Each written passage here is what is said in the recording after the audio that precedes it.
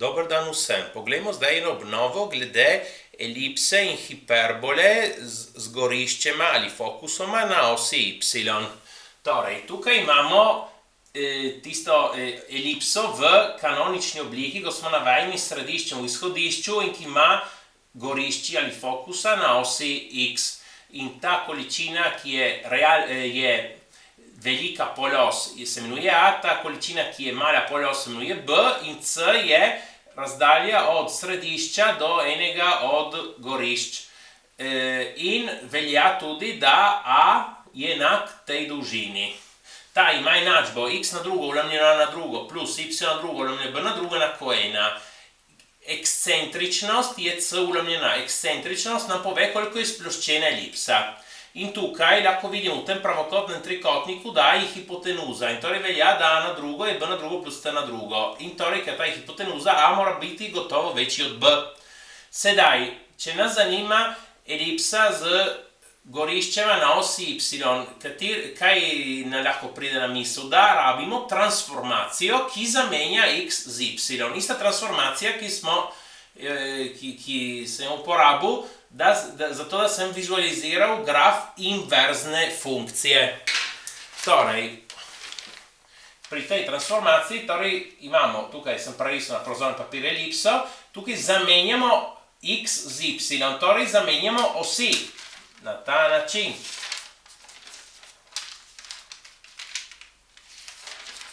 Ta je prej bila os x, zdaj je os y, ta prej je bila os y, zdaj je os x. In se upada s tem.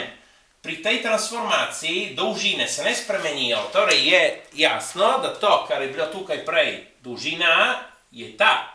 In ta, ki je bila dolžina B, je ta. In tudi C isto, ne? In tudi lahko razumemo, da tudi ekscentričnost se ne bo spremenila, ker ekscentričnost nam pove, koliko je sploščena elipsa.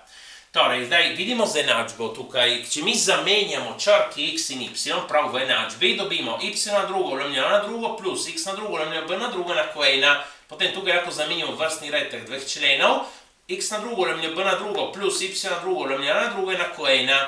In torej imamo to enačbo in ker dolžine A, dolžine B se niso spremenile, ostane še zmeri veljavno, da A je večji od B in ekscentričnost je zmeri C ulemljeno A. Tako je jasno.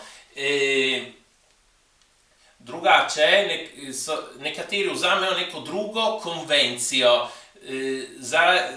ne rabijo te transformacije, elipso tako z goriščema na osi Y napišejo enačbo enako, na enak način kot tukaj, ampak v tistem primeru A postane manjši od B. Samo takrat je treba tudi paziti na ekscentričnost, ker bo postala C ulemljeno B. In to meni se ne zdi ena dobra izbira, ker tako s to transformacijo tukaj s prozornim papirjem vidimo prav vse in nimamo nobenega dvoma. Ja, in tudi kako ampak zdaj tisto je ena konvencija, če mi imamo napisano prav s številkami, s vrednostmi, koeficientov tukaj, enačbo ene elipse, ostane zmeraj ta, ne glede na konvencijo. Že glede tega, kako mi prepoznamo hitro z enačbe, če elipsa je taka ali taka. Tukaj smo zdaj, v obeh primerih smo zdaj, da je večji od B, torej če pod x na drugo imenovalcu imamo večjo vrednost tukaj kot pa tukaj, je elipsa tako. Če tukaj vidite, da A na drugo je v imenovalcu pod y na drugo, če imamo večjo vrednost tukaj, pa je elipsa tako. Sedaj naredimo isto za hiperbolo. Tukaj je hiperbola, zmeraj v kanonični obliki, s središčem v izhodišču, z goriščema na osi X. Tukaj se nariše ta pravokotnik in da asimtote. Ta A je realna polos, ta B je imaginarna polos, C je razdalja od središča do enega od gorišč in C je tudi enak temu. Torej tukaj velja, da C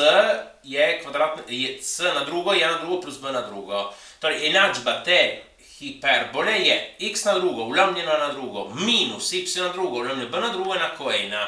In ekscentričnost tudi tukaj je C ulemljena, ki nam pove, koliko je sploščena hiperbola. Sedaj lahko rabimo zmeraj isto transformacijo, ki nam zamenja x z y, tako, in dobimo hiperbolo z goriščema na osi y. zmeraj kot prej. In jasno, da ta količina je bila, ta količina ostane A, ta količina je bila B, ta je bila B. Se vidi vse, ekscentričnost mora biti tudi enaka. Sedaj tukaj zamenjamo črke v enačbi. Torej, ker smo rabili to transformacijo, zamenjamo prav črki x in y. Torej, dobimo y na drugo, ulemljeno na drugo, minus x na drugo, ulemljeno b na drugo, enako 1. To enako gre prav, ali napišemo v eni drugi obliki. Kot prvo, zamenjam vrstni red prvega in drugega člena. In potem pomnožim vse z minus 1 in dobim x na drugo, ulemljeno b na drugo, minus y na drugo, ulemljeno na drugo, enako minus 1. In torej, tako, in ekscentričnost je zmeraj ista. V tem primeru nimamo nobene omejitve, da bi bil večji od b ali manjši. A je lahko večji ali manjši od b, ni važno. In torej, če mi si dobimo enačbo ene hiperbole, kako hitro vidimo, če je taka ali taka, če ima gorišča na osi x ali pa na osi y. Ja, vidimo iz predznakov. Ker torej, ta člen, ki vsebuje x na drugo, tukaj ima predznak plus, člen, ki vsebuje y na drugo, ima predznak minus in tukaj imamo 1. Pri tej, torej imamo napisano na dva ekvivalentna načina lahko. Tukaj imamo plus pri členu, ki ima y na drugo in minus pri členu, ki vsebuje x na drugo. In tukaj imamo 1. To je ena možnost, ali pa imamo plus pri členu, ki vsebuje x na drugo, minus pri členu, ki vsebuje y na drugo, ampak tukaj imamo minus 1.